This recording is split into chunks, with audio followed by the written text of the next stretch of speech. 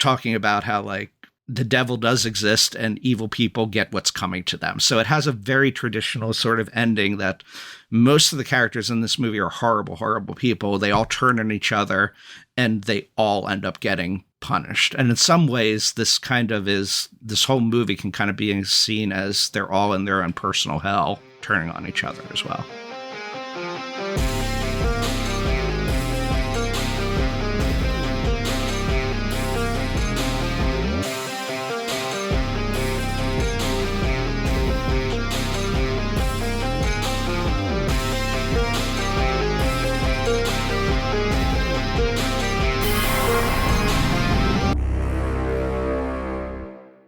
Welcome to the latest episode of the Skiffy and Fanny Shows at the Movies. What happens when you ghost your husband? What does happen? When you ghost your husband? Yeah. He hides in the wall and... and has nice gloves. Drives you crazy. That's the normal gaslights thing. you. Oh, he gaslights you. Yeah, there's probably a lot of that. Well, I'm Sean. I'm Daniel. I'm Dan. And on today's show, we're discussing the 1963 Italian Gothic horror Lo Spettro, The Ghost in English, directed by Riccardo Freda under the pseudonym of Robert Hampton. The film stars Barbara Steele, Peter Baldwin, Elio Jota as Leonard G. Elliott, what is these names, and Harriet White Medin. The screenplay is by Aresta Biancoli, who went by, I guess, Robert Davidson, with cinematography by Raphael Masciocchi as Donald Green. Dude, these are like the whitest names they could have come up with. Editing by Ornella Micheli as Donna Christie, with a musical score by Francesca Damaschi as Frank Wallace, though the score was once thought to be by Franco Manino. So... there you go. Yeah, to the best of our knowledge, those are the names of the people involved. There's somebody in the credits that was just put in there because it was required by the sort of like Italian government. Basically, the Italian union required them to have like somebody from the union in the film. And so they just put the name there, and maybe they're like a background character in a scene, but they also gave them like the English name. So who knows? And the original, like from what I read, the original article said that the musician, the guy who did the score, when the pseudonym that they used in English, they pushed back to the wrong person. So up until the new release or whatever, it had the Italian guy was the wrong Italian guy. Yeah, they had the wrong person responsible for the score, apparently. Wow. So, did they? Before we get into that, just real quick, did they do those names just so it would be more American friendly? I assume so. We can get into that sort of like in the history of where this place is historically in the horror genre, specifically of Italian horror. So yeah, we can go into that at some point. So Severin graciously sent me for us to discuss a copy of their recent 4-disc limited edition 4K ultra high definition restoration of The Ghost from a thought lost original camera negative of Lo Spettro. And this restoration actually premiered last year at the Venice International Film Festival, where the head of Severin and then also Barbara Steele were in attendance. And then after that, they went to Paris for L'Étrange Festival in Paris, of a festival, I assume, for like horror exploitation kind of genre, and a retrospective that the French were doing also on the films of Freda, which are important within sort of the history of horror and giallo. Severin sent this to me, but I don't think they realized that actually there's like more of us and we don't live in the same physical space. And so I was lucky and got to watch the actually really beautiful edition of this, whereas the others had to watch the really crappy version that's available for free on Tubi. So anybody can go and watch the Tubi version to get the essentials of the movie, but to really see it in its intended glory, this is the way to go. This release, has the film both in English dubbed and Italian dubbed soundtracks with separate English subtitles. It also includes the 2019 feature documentary film Executioners, Masks, Secrets, Italian Horror of the 1960s. And so I also watched that. It's a really good documentary film to, again, kind of place this work in context of Italian horror of that decade and what that went on to become thereafter with like the films of Dario Argento and other directors, and how that also influenced, of course, America to influence things like Wes Craven, Tobe Hooper, etc. So that documentary is directed by Steve Della Casa. There's also on the main Blu-ray disc, there is an audio commentary with Kat Ellinger, who's author of Daughters of Darkness. There are 3 interview features, including an extended Barbara Steele interview that's played as an audio track over the film. There's a video essay by Dr. Alexander Heller-Nichols, author of 1,000 Women in Horror. Another video essay by Tim Lucas, who is the author of Mario Bava, All the Colors of the Dark. And so Mario Bava, the Italian director, was actually a cameraman for some of Riccardo Freda's movies, and the two actually worked together on lots of projects, including Bava finishing directing some of Riccardo Freda's films as well. And then finally, it has a bonus compilation CD actually on it of the music of Francesco Damasi. And other features as well, but those are sort of the main ones. So it's really packed to the gills. Very cool. Before we get into discussion of the movie, a reminder to our listeners to please share your questions and comments with us at skiffyandfanty.com listener suggestions. If you aren't already, join us on Twitch for Sean's Alphabet streams every Friday at 7 p.m. Central to be part of our interactive live streaming show format. Finally, be sure to review and spread the word about our show. Help support us through our Patreon and be part of our Torture Cinema polls, live watches, or other special patron-only events that happen on Discord. All right, Daniel, this movie. What's this movie about? So The Ghost is set in 1910 Scotland.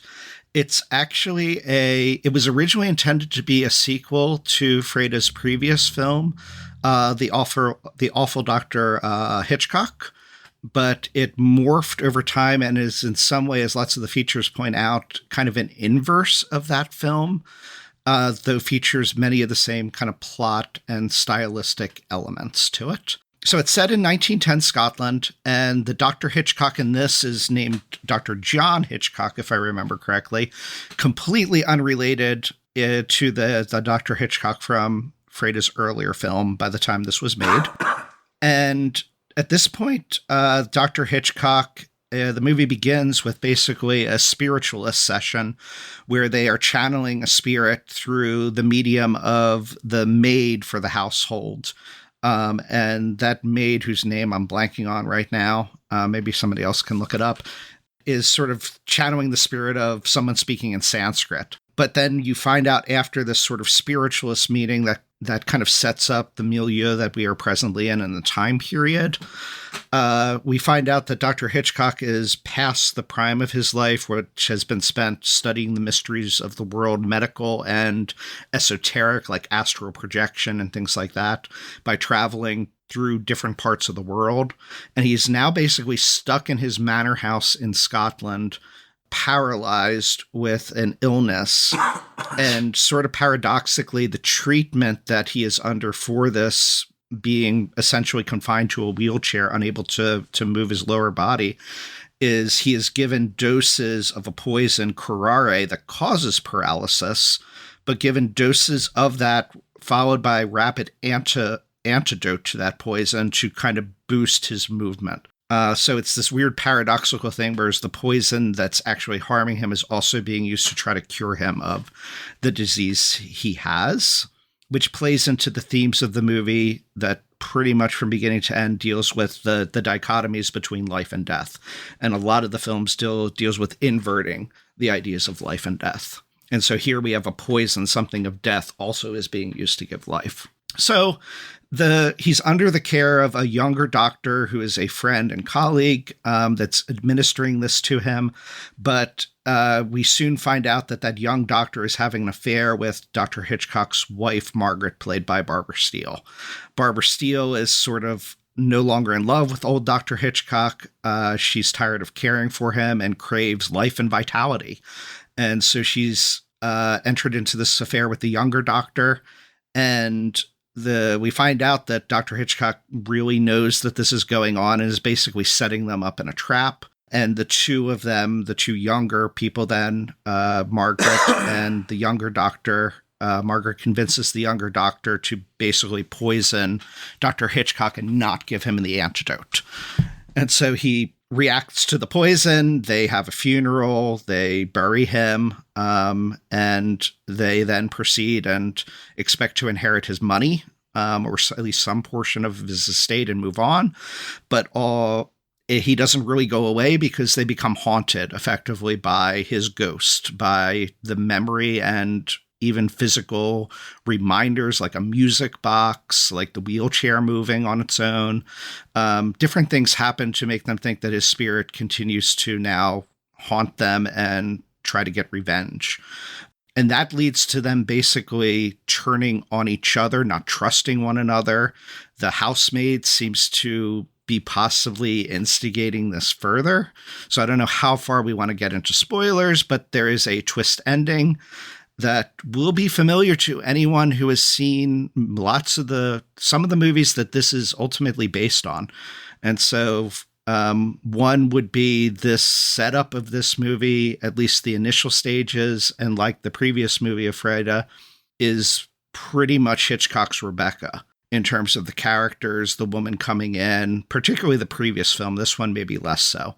But this is very strongly inspired by Clouzot's Les Diaboliques, which is a famous French horror thriller movie, and basically has the same plot and this similar, to my knowledge, twist ending. This is basically a Gothic rendition of Clouzot's. So it's heavy on the Gothic elements and very heavy on life-death dichotomies and inverting those concepts, those traditional concepts of life and death. Sean and I might have ruined the twist talking about my tagline. Well, yeah, I mean, we usually don't do spoiler walls or anything for particularly older movies like this. So, I mean, you have had 60-something years to have seen this.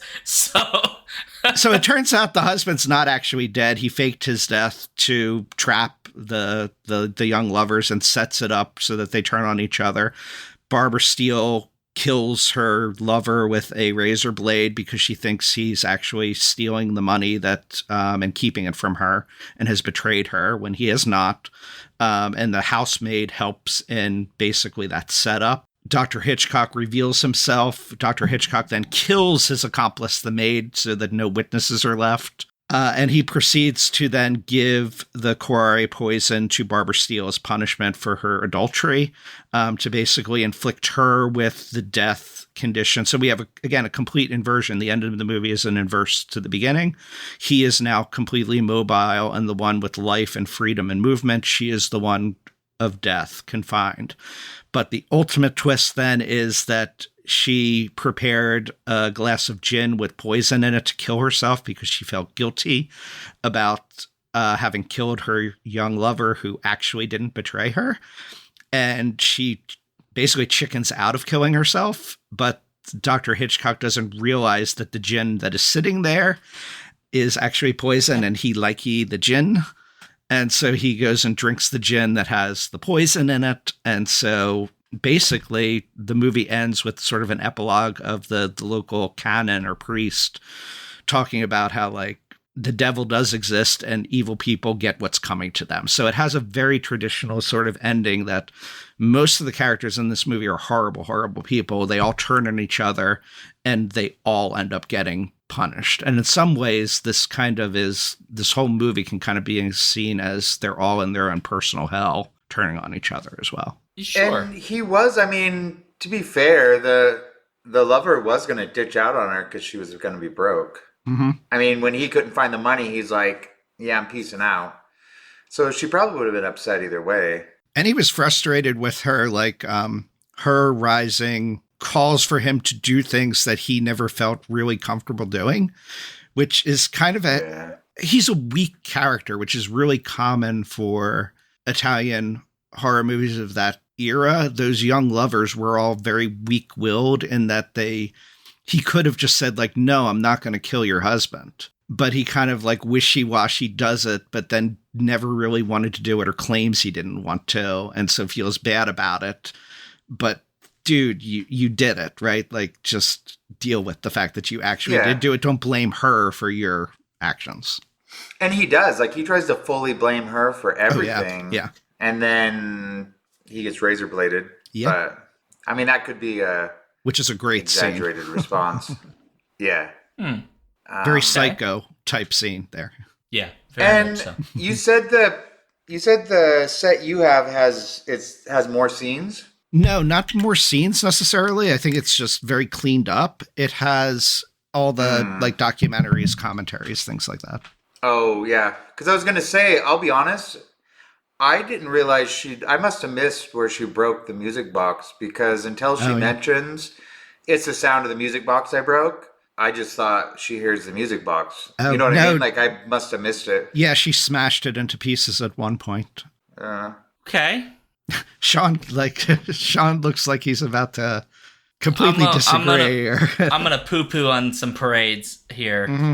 I think part of the effect of we didn't watch this like Daniel on the like beautiful Severin remaster, which I'm sure has much better visuals. The visual I saw was the Tubi edition. And that is I think it'd be fair to say, I haven't actually seen the Severin, but I assume the Severin is far superior in terms of visual quality. And the result is that the version that's on Tubi is very dark, at times a little grainy, in a kind of bad way.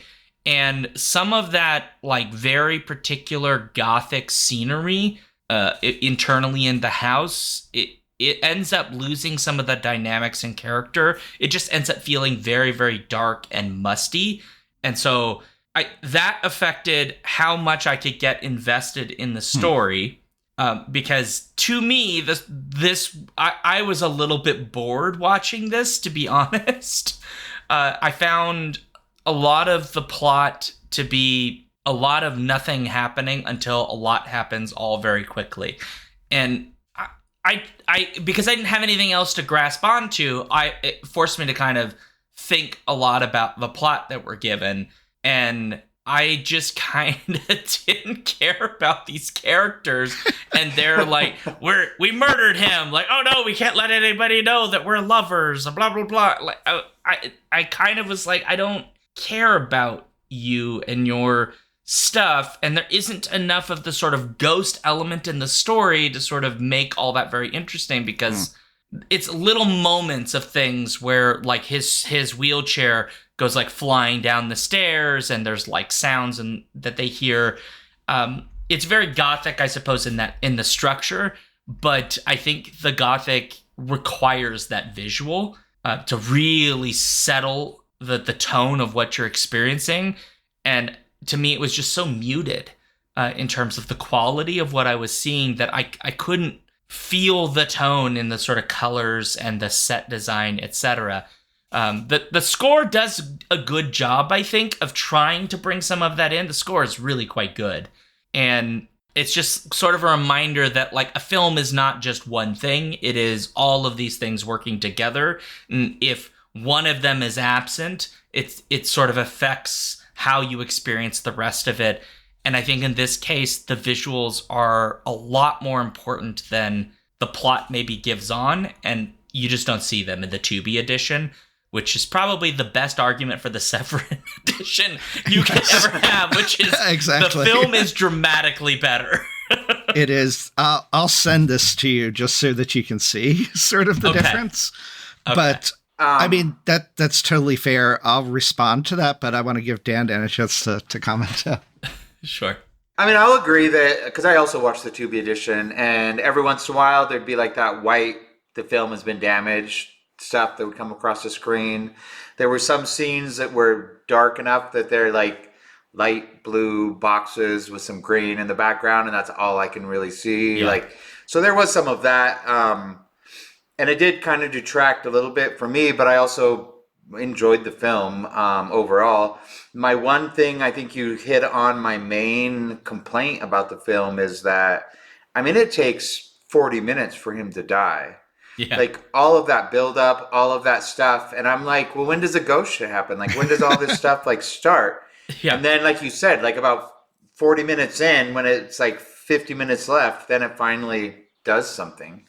And then everything starts to happen. And then it happens, like the last half is very crammed together.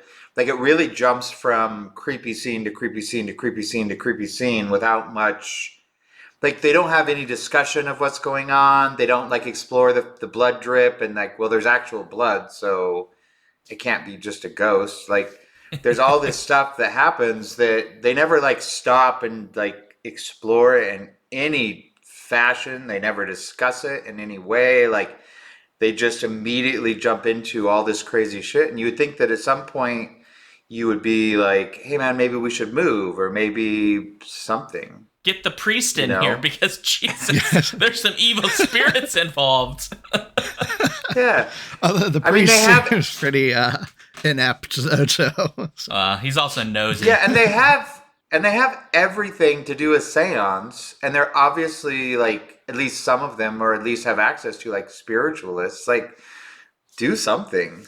I'm not as familiar with Freda as Bava, but there was a quote in one of the documentary / interviews with a French film critic who said effectively that for Bava, the main character of a Mario Bava film is the image. Image is everything. And Bava is sort of the grandfather of like, and Barbara Steele in her interview said the same exact thing. Bava was very precise. All he cared about was image and how the camera was moving.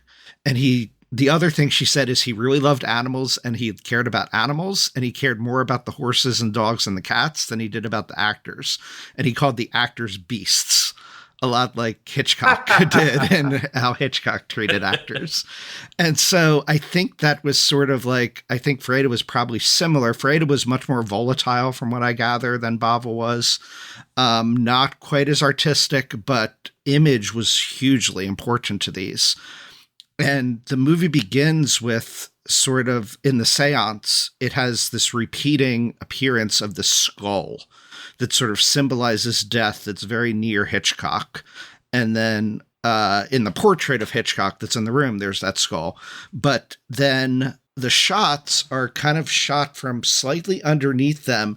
So it seems like everything in this manor house is just like a pressing down on the people that live here. If you look at what's around adorning the walls, there's like all these, for lack of a term, I'll say like kitsch or tchotchkes. They're very like medieval type tchotchkes. Like weapons and shields from probably his travels to Africa and armor and things like that. So it's this hodgepodge of stuff. It's very crowded and it's very, very dark. There's shadows, and above there's just darkness and death just creeping down on everyone. If you can't see that is completely then lost. And like Sean, you said, when a movie is more than just like one thing, or it's emphasizing maybe visuals over plot, which this movie is a very standard, even though it has twists, there's nothing much to the plot of this movie. Right. And like Dan had said, they don't explore into the plot for the sake of plot or for the sake of plot development. It's much more of like a character study and the mood and the ambiance. It's the gothic yearning, all of that kind of stuff. That's a visual thing that would get lost if you're probably just watching it in a subpar version. I will say though that the darkness, when they went in the crypt, right?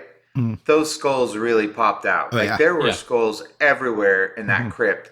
And one of the things that confused me is, why was there an old skull sitting on top of his casket? Like who puts a casket in a fresh casket in a crypt and then puts a skull on it. I mean, it kind of offended me that he just grabs it and throws it. But at the same time, like, who, like, is there something, like, is that like an actual practice? Not to my knowledge. So.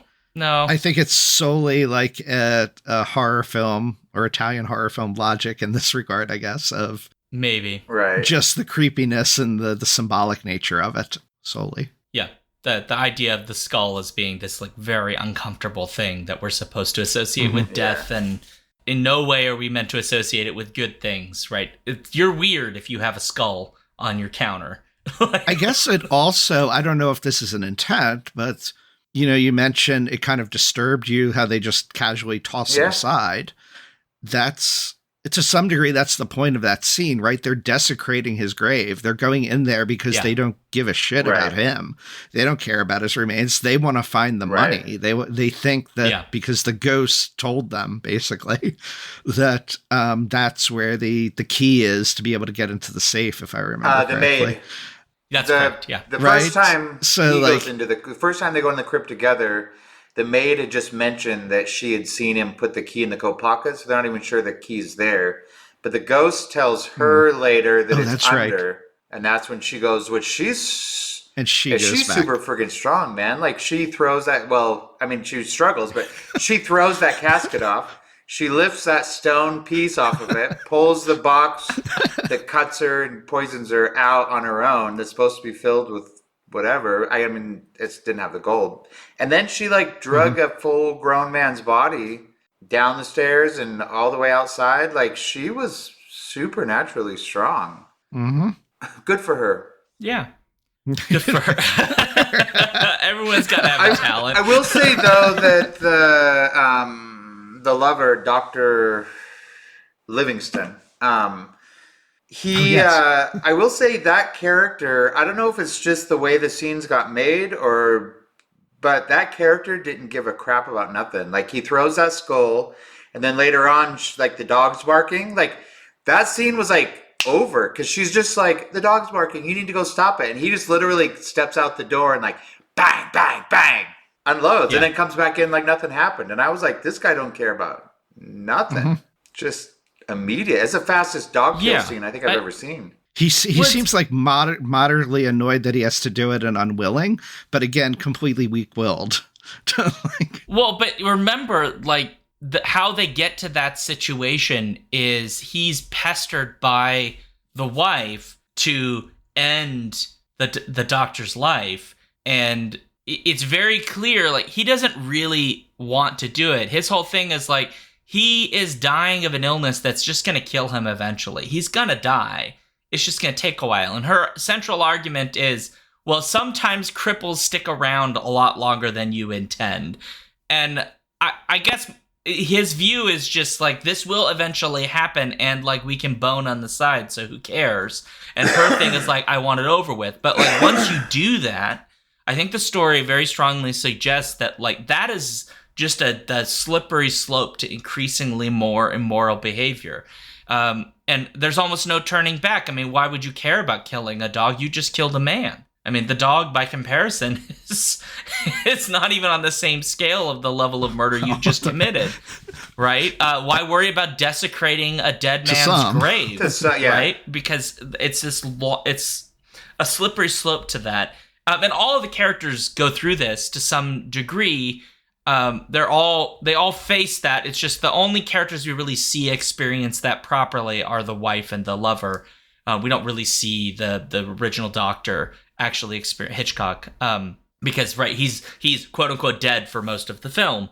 And it is interesting that there's another element of this story that I kind of wish that there had been more of, which is this, priest character who, at the very beginning, right, they have this big old seance, and there's like someone speaking in Sanskrit, and they're doing all of this kind of stuff, and this priest is just like, why are you doing all this stuff? Like, this is, you're like playing with devil stuff here. This is really dangerous. And he like accuses people of potentially having sold their soul, like all of these kinds of things. People in town are talking of you practicing the dark arts. Yeah. And that seems to mostly not be meaningful to the plot. Beyond that, it sort of disappears after the wife sort of admonishes the priest about his accusation that she and the other doctor are lovers, which they are, that mostly he just kind of disappears. Yeah. And I kind of would love that the film really kind of explore, because the beginning of the film gives us a strong impression that what we're going to experience is going to be supernatural. And so the inclination is to think, there's like a moral lesson here about playing around with devilly stuff and spirits and so on, and that you should stay and be good Christian-like because it's Italy. So, Catholics, you got to stick to that. And that's how you stay on the moral path. And if you fiddle with this, but it turns out that's not the issue at all. The issue is that it's the sort of moral quagmires in their personal relationships. It's the cheating, the infidelity, the desire to killing your spouse, those kinds of elements that are really what drive everybody down the path. And it's not the supernatural that leads us to the twist. It's fake supernatural that gets there, which also is a reminder that all of the seance spiritualist stuff was mostly fakery too. So I don't know if the film is aware of that, but that is clearly there. And it just kind of would be nice that the thing at the end was not just the priest saying, like, told you so. Yeah. But actually, like, oh, wow, it turns out, like, if you really participate and you think that you're part of all of this stuff and you're not willing to stay in this very clean world, here is where you end up. You end up in this. You end up in creepy menage a trois, the murder triangles, and pretending to be a ghost in the walls to torture your wife, which are all really horrific things. And his whole thing is just, I told you so. I was wondering if that I told you so was added in to be able to sell in America, because wasn't the Hays Code at that time where there had to be like a moral lesson to certain things? The Hays Code. Was it the Hays Code? Am I wrong? No. It doesn't, well, the Hays Code basically gets neutered in 1959 when some like a hot comes out. So like I can't remember if 63 at the Hays, the movie picture code, if that specifically is still actually in operation, or I can't remember the date when they switch over to the new system, but it's like on its way out by this point. That does not mean there's not censorship bullshit going on. Right. I don't want to give that impression, but like the strength that you see in like the mid to late 30s, that is not there. No. If anything, they were kind of doing the reverse, was they were putting things into the foreign market cuts of the movie that they left out of the Italian cuts. Yeah, because Bonnie and Clyde's 1967, and Bonnie and Clyde basically kills off what we think of as what's left of the Hays Code.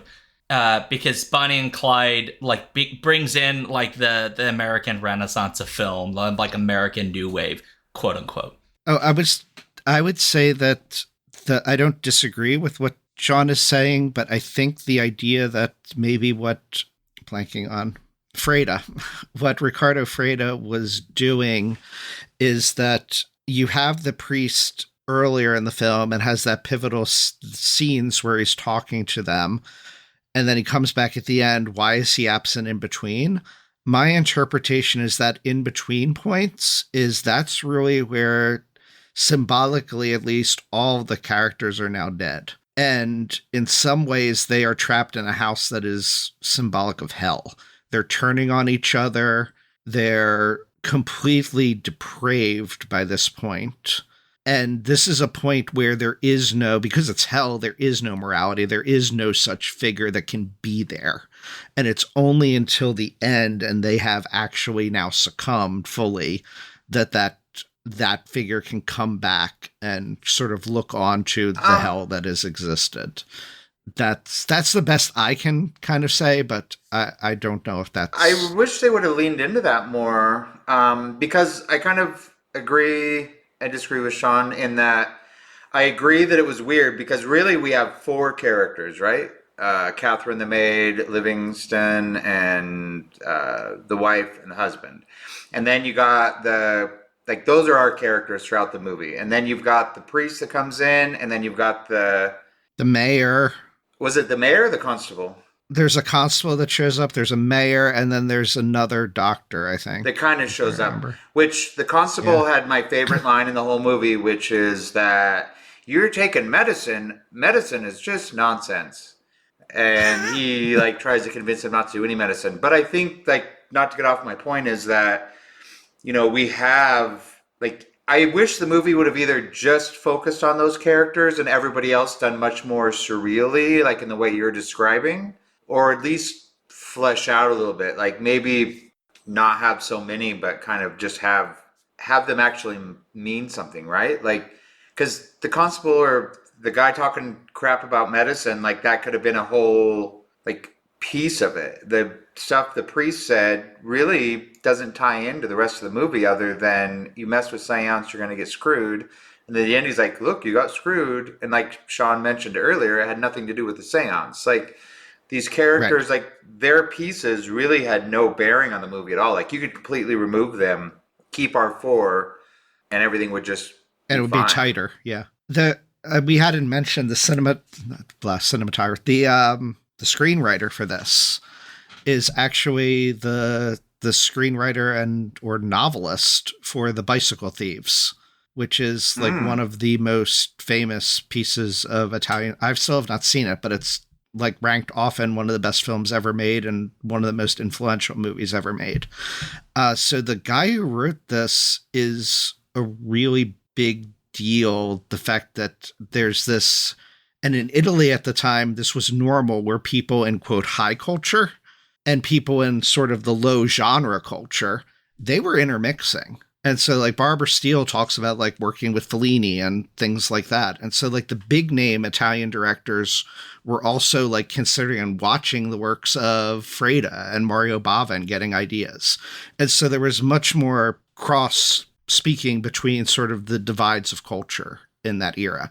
But the script writer, he was a playwright. The reason why I got on this tangent was he was actually mainly a playwright. And this is very much, I think, originally written almost like a stage play. And having just like you said, Dan, of just having it sort of focused in on those four characters might have been closer to what he originally was envisioning and a version he wrote. I haven't read the original script, but I imagine it was much more sort of narratively and thematically focused with that history of writing stage plays.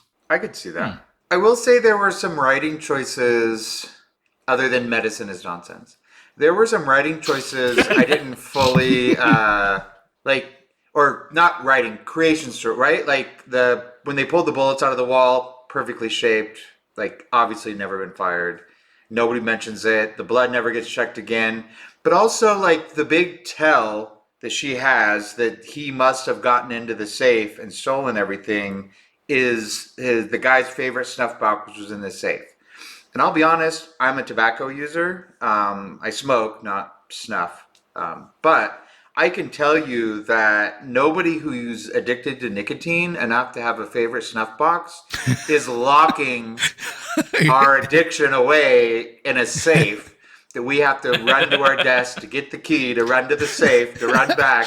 Like, that's not how these things work. Like, I was just like, how is this the tell? He has to like hide his gin behind the books, right? I'm surprised he didn't also have the snuff case behind the books and the bookcase. Yeah. With everything else. Which actually was the original tagline I wanted to use, but then I kind of talked myself out of it, which is gin is the real medicine. Because like, so many times, as soon as the doctor's done doing his stuff with him and the doctor leaves, he's like, give me some gin. And that was a really, really uncomfortable scene when he was having the maid pour it and he's like, more. And they're just like looking at each other they did not like each other. No, but that also is a weird POV problem for the story because we learn at the end that the maid and him have been working together for this plot. And he tells us at the end that actually he'd already started to be cured of his ailment a long time. So he's been pretending to be more infirmed than he actually is, which would imply that he actually is very well in the scene where he's asking the maid for her to pour him a gin. And yet the scene plays it off as though it's not. So it's very much a trick on the audience. But I don't like, I'll be honest. I'm not a big fan of when films do that, where they have characters behave in ways just to trick the audience. But it is only like one scene that we don't really get any others where that would be the case. So I'll kind of give it, a break. on that, but it is a weird choice because it's very clear that the film is constantly trying to hide from us what's really going on. Right. Especially since the images we're shown of the sort of horror elements of this story are images that we would absolutely associate with the supernatural and really sort of raise many questions for how exactly this old man who is still semi-infirm because he walks with a cane at the end, and this maid who is not exactly a spring chicken, have put on all of these affairs, like bullets in walls and like blood coming out of the wall. Like, okay, I can kind of get that. But there's a scene where the Livingston hears noise, like goes up to check on the blood that's coming through the wall, and he's trying to open this room, and the door won't close, right, or won't open all the way. So he's like pushing with everything he's got to see. We see the shadow, which it's the shadow of Dr. Hitchcock. It basically hung right on a noose. And then we get a brief glimpse of the image of him hanging. And we get a couple of other kinds of images of that where the doctor is alive and is in situations which I gotta know, how the hell did the guy pull it off? Because the film doesn't tell us, right? Right. But it very clearly wants to trick us to think that this is absolutely supernatural. Which makes the twist at the end my favorite part of the whole film, because once the twist happens, you're like, oh, you sneaky son of a bitch. You really pulled that off. Yeah, the hanging scene, like he's literally like pushing against the door. The door, for whatever reason, pushes back against him. And there's literally like 2 or 3 seconds from that moment where he just gets the door open enough, sees the guy hanging, door closes, and then he hammers it open. So in like 2 or 3 seconds, the guy got the noose off of himself, got down from the noose, and hid. And like you said, he was still with a cane. Yeah. He wasn't moving super fast. That sort of aspect of it is something I really love, given its setting in 1910, which is the height of like the spiritualist craze. Yeah. And you know, like in a lot of the documentaries, they talk about sort of like Arthur Conan Doyle, and his fascination with it is right at the same time period in Scotland. And so they kind of speculated that Riccardo Freda is sort of using that as a lot of influence for this movie of Conan Doyle's experiences with spiritualism. And I think back to like, you know, modern day magicians and like Penn and Teller, who do routines that are based on how spiritualists used to like pull the wool over, you know, the eyes of people that were involved with it. And you're like, well, how did they do that? And so the fact that this movie plays with that of like fooling the audience in terms of like the characters in the movie with these things in a way that's not about the spiritualist sessions they have at the beginning, but this whole, you know, convoluted plan to end up with these two lovers to basically kill each other, get rid of each other, I think is kind of a cool idea. I will say that his whole I'm tricking everybody stuff did lead to one confusion I had. Because he said that he changed out the antidote and the poison to fool the doctor. So when the doctor brought that, like for this time period, I'm sure for that time period it was just standard, but for this time period, like comically large syringe and needle. And he pulls it out of the bottle and then he shoots him up. And then, so the guy says, right, all that's faked. I faked it. All it's there to do is like make me seem dead, not actually kill me. Well, that's the poison she was going to use to kill herself and supposedly kills him, I think. Yeah, I don't know if unless they're different bottles. Yeah, I don't know. Oh, you didn't know? You know the answer? You don't know the answer? What is the answer? The house was killing them all along. The house. It was the house all along. Yeah. No, it's probably just one of those things where, you know, you're so interested in the twist that when they were writing it, they didn't like pull out the diagram of like, well, where's all the pieces? Yeah. I will say that for somebody who wants her husband dead, like she spends 20 minutes at the beginning of the movie keeping him from dying while he's begging her to kill him. Like she stops her from shooting himself. She like gets on him about all this different stuff to be like, oh, trying to save him, while at the same time planning his murder. Like, let the dude shoot himself or whatever. Well, but he knows that she won't, right? And like he gets his own petty revenge in another way, which is, obviously he's going to leave something for his wife, because it'd be really weird if you don't. But like he deliberately gives most of his fortune over to an orphanage. Right? Yeah. Because he knows it's going to drive them mad. And the only bit they're going to get is the bit they can't find. Yeah. Right, exactly. The one bit they can't find. The one guy, I can't remember, is it the mayor or whatever, who's just like, I must see you open the safe entirely. You must find the key. And they're like, well, we don't know where the key is. And they're like, I'll just come back later. And he never comes back later. Right? Yeah, I thought that was so weird. Find nothing. I really did think it was super weird when they were like, well, if you don't have the key, before we can like force the door open, we have to call the magistrate to come, and we'll come and watch. And I'm like, it's my goddamn safe. Like, yeah. Like, what are you talking about? Why do we need all these special people flown in just so I break it open? Like, how's that different they from had just getting a key? back then, right? Yeah. It's because of the divvying up of the, because like they don't specify, only give my stuff that's in this thing to those people and this stuff over here to them. It's like 2/3 of all of my wealth goes to the orphanage and this priest who once accused me of devil worship. And then 1/3 of my stuff goes to you. But we're not going to talk about exactly where the third is coming from. So it like is deliberately. So when they open the safe, it's like, well, yeah, they do have to know what's in the safe, because what if there's extra stuff? Like 2/3 of that is going to the orphanage. Right. It turns out it's just papers, but the orphanage doesn't care about papers. The orphans can't write. And who keeps all their wealth in jewels? Like, this dude's like ultra wealthy. Like, he tells her it's so much wealth. What did he say? It's so much wealth you can't even imagine or have never dreamed of. I forget his exact line. But then, like, it's just all in jewelry. He does say there's some bonds, which I'd have been looking through those papers to see if any of those were bonds. But yeah, jewelry and bonds and some currency. But who keeps all their like? The maid kept all the bonds and just threw the jewelry in Livingston's bag. Yeah, the joke's on you. That's all in American pennies, which have now been discontinued. Yeah. So the American names.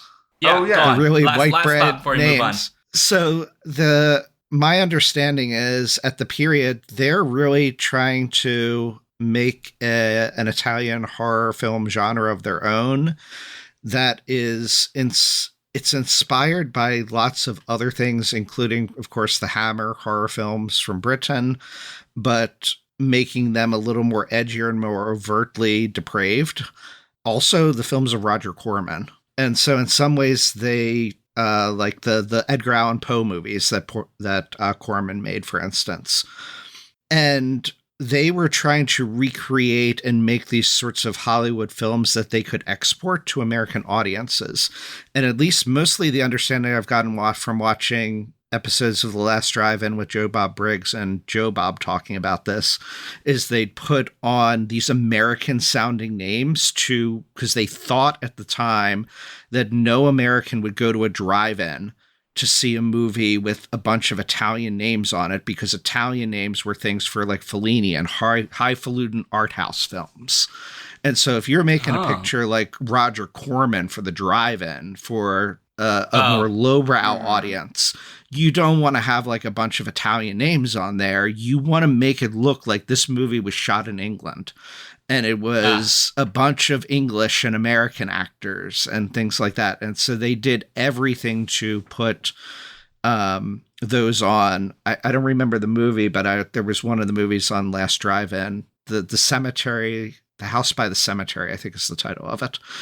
Joe Bob said when he originally saw the movie and reviewed it, he had no idea it was even an Italian movie because it was just all American names, etc. And he didn't know any better at the time. And so that's, I think, exactly what they were going for then, too. I think that mentality is stuck, like it's stuck around. I mean, a lot of people are like, ooh, it's a French, right? Ooh, it's a foreign film. Yeah. And I think that, so that mentality is still around. Yeah. And everyone who has that mentality has never been to a Bollywood film. No. Yeah, correct. Because if you're thinking, I'm not an insult to Bollywood films, but like Bollywood films are fun, right? They're oftentimes very flamboyant, ridiculous. And so if you go to one and you're thinking, oh, this must be highfalutin art house, like they're going to cook an egg and then like read Descartes to you. No, that's not what you're going to get. What you're going to get is an elaborate dance number. And the robot is like one of the best movies out there. Hold on here. Yeah. So I mean, I want to see that movie now. Cooking an egg. Frying an egg while someone explains Descartes to you. Yeah. Reading in the original language, you know. It's my I think I got that from Family Guy, but I think Family Guy got it from someone else. But like the student film, but like we're being super high literary. We're doing like really incredible, and it's like black and white, and it's just like a woman in a room at a table, staring at you, and then she flips an egg, and then someone like says like, you know, Chanel number 5 or some like stupid thing. Right? Or just get it narrated by Werner Herzog, no matter what you're showing, and just have Werner Herzog speaking in the background. Werner Herzog can narrate anything. I don't care. He can narrate the lives of gorillas. I don't care. Good Lord. Don't you insult the memory of the name of Werner Herzog. Oh, Herzog is great. He's astonishing.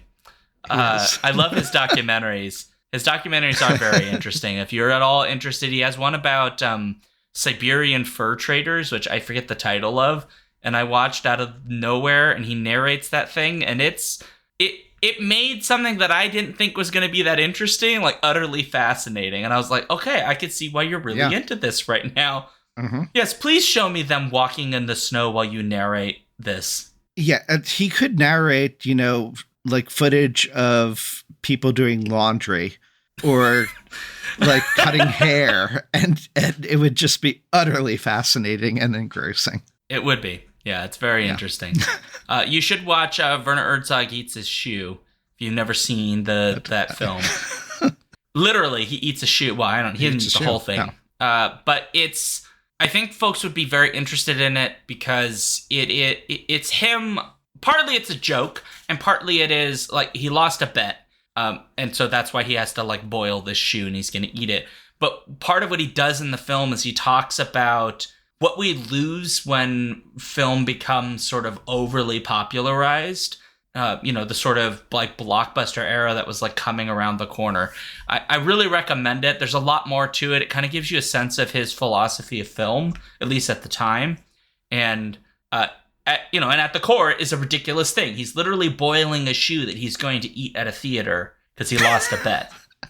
And then there's all this like film philosophy around it. And so there is like something very Herzog about the very setup of what we're watching. It is absurdity and intelligence at the same time. I do like absurdity. Me too. Well, we got to wrap up, guys. We didn't even get to talk about how he was evil. He was the most evil. Oh, he was evil. That if you want to watch the previous Freda movie, The Horrible Dr. Hitchcock, he's even more horrible in that. I still need to watch this one, but apparently he's a doctor that practices necrophilia. And in contrast to this one, Barbara Steele, the wife, is much more timid, and basically he's controlling her as opposed to her trying to get revenge on him. So she's much less of a power figure in that one, I think. But the maid is also the same actress, is the maid also in the Horrible Dr. Hitchcock, but it's a different actor playing Dr. Hitchcock. But the wife and the maid are the same? The wife and the maid are the same. Oh. Interesting. So yeah, as horrible as this Dr. Hitchcock was, can still be more horrible. He's kind of all right. No. She was all right. He was evil. She plotted to murder him. Yeah, because he made her. He was controlling her. He kept begging her to die and holding up. She wanted her independence. Yeah. Yeah, she's being all controlling. She didn't mercy kill him. She wanted to kill him to take his wealth so she could be with her lover. People are complex creatures. Humans are complex, multifaceted creatures. Yeah, she did what she had to do to get her freedom. Because you think about it, he could have divorced her and he would have kept everything. If she had divorced him, she'd have been broke on the street, penniless. Murder was the only option. Did they have that? Could you get divorced in 1910 Scotland? Oh, I don't know. They not. might have, probably not. Yeah. They were probably both Well, trapped. I mean, maybe you could get divorced, in a legal perspective, but right. almost but he's certainly rich, not. so probably could do whatever he wanted. But yeah. I mean, he could have as many mistresses as he wants. I don't know if she could have done anything that she wanted. Yeah. Yeah, she could kill him. Okay. This show is not advocating that a way to get out of a marriage you don't want to be in is to murder your significant other. All I'm going to say is the life expectancy of men went up significantly when women got permission to divorce them. Wow. Okay. And sales of Carraro went down. Yeah. All right, we're gonna pause right now and move right to the end of this show. Fine. All right, folks. This is the show. If you have thoughts about this episode, this film, etc., skiffyandfanty@gmail.com. You can send us an email, or if you are in our Discord, there's a whole bunch of different channels for discussing various things, and so you could discuss it there. We are on all kinds of socials, Blue Sky Threads, Mastodon, YouTube, etc. at skiffyandfanty.com/skiffythings. There's links to all of that there. And then every Friday, or pretty much every Friday of the year at 7 p.m. Central, we will be live at twitch.tv/alphabetstreams for the live version of the show, which this show was recorded live, so you could do that. And then if you have money that you don't need for housing, food, getting medication, feeding your children, etc., and you are inclined to give it to people because they entertain you, please consider going to patreon.com/skiffyandfanty and give us whatever you're comfortable with. $1 is the minimum, but you could give us also 10,000 and I could retire. So there is that. Or give it all to orphans. You could give it 2/3 to orphans and 1/3 to us. That is true. 10,000, actually, I couldn't actually do this full time because I'd have to split this with all of you guys, so you'd probably have to do a lot more. So maybe just get more people to join, and then we could all just do this for a living. There you go. So with that in mind, thanks to all our Patreon supporters. We have Adam the Adventurous, the recent new supporter. Thank you, Adam. Andrea the Abiding, Cameron the Chthonic, Caroline the Benevolent, Carrie the Divine, Chris the Candescent, Dan the Transient, Daniel the Cultured, David the Debonair, Erica the Esteemed, Jeff the Gracious, Joseph the Jovial, Juan the Junctional, and KB the Kind. Karen the Kick-Ass, Kat the Kinematic, Matthew the Magnificent, Paul the Pious, Robert the Reliable, Robin the Bold, Ryan the Resilient, Sarah A. the Sensational, Sarah E. the Sublime, Sarah O. the Rapturous, Stephen the Strange, Tari the Thorough, Tanya Tari. Oh, I got it right the first time. I shouldn't have doubted myself. Tanya the Triumphant, Trish the Imperturbable. All right, and you can find me, SeanDuke.net, put /Duke things on that. You'll find all my socials and links. I am also here on Alphabet Streams every Wednesday and Sunday at 6 p.m. Central for various games and other kinds of things. And yeah, I think that's all you need to know about me. You can find me, Daniel, at Reading 1000 Lives. That's 1000 on Blue Sky, or at the Skiffy and Fanty blog. I am on yourorchard.co as my blog, and I have short stories on there. Plus, I'm on several social medias, specifically Blue Sky, as The Transient. And if you were a gamer, I game under the handle Drunken Garbage. Nice. Well, perfect. I gotta make it hopeful. So, actually, right before you do that, just one last mention. Again, thank you to Severin for sending very much, this. Severin. Yeah. And the visuals on this, I think we made it clear you want to get a good copy of this if you decide you want to watch this, which I do encourage. Excellent. All right, make it hopeful. Well, I'll make it hopeful by just pointing out that even though the world seems like a nightmare zone from hell inside of the rectal anus of another nightmare zone from hell, there are boutique Blu-ray companies doing remasters and revitalizations of older films and things that we want to watch and things that we want to enjoy and things that we want to collect and so on and so forth. That includes places like Severin and Deaf Crocodile, who've been kind enough to send us films, and many, many other boutique places. And so if you care about physical media, there's where you can get your joy. And that is my hopeful message to you. So, Aw. on that note, hopeful ending and scene.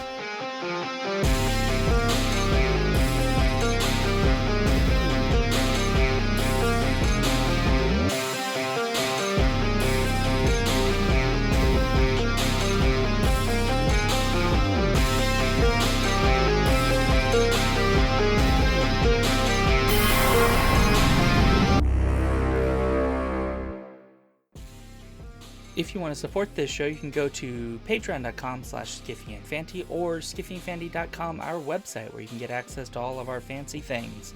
Our music comes from Holy Mole. You can support him and his work at patreon.com/holymole. Thank you for listening.